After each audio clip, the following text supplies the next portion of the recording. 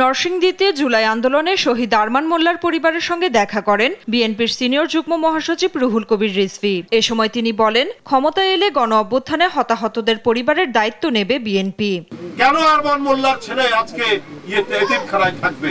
আজকে তো তাদেরকে সব দিক থেকে সরকার এবং রাষ্ট্রের দায়িত্ব ছিল এই পরিবারটির পাশে দাঁড়ানো। এদিকে শুক্রবার সকালে জাতীয় প্রেস ক্লাবের সামনে অপরাজেয় বাংলাদেশের আয়োজনে জাতীয় নির্বাচন বানচালের ষড়যন্ত্র রুখে দাঁড়াও শীর্ষক মুক্ত প্রতিবাদ সভা হয়।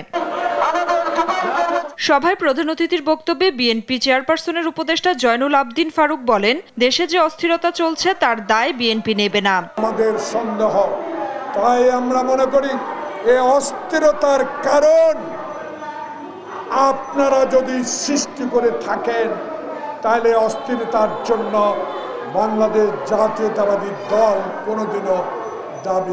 কোনোদিনও গ্রহণ করবে না। বিএনপি প্রধান উপদেষ্টার পদত্যাগ চায়নি বলে মন্তব্য করে ফারুক বলেন, দ্রুত নির্বাচনী রোডম্যাপ ঘোষণা করে দৃষ্টান্ত স্থাপন করতে পারেন প্রধান উপদেষ্টা। এই অস্থিরতার কারণে এই নন্দিত লোকটি নিন্দিত হয়ে বিদায় নেন।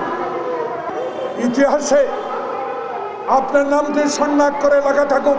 কাদের কান কথা এখনো নির্বাচন বিলম্বিত করা হচ্ছে, অন্তর্বর্তী সরকারের কাছে এমন প্রশ্নও রাখেন তিনি। নাফিয়া ফারজানা, দেশ টিভি, ঢাকা।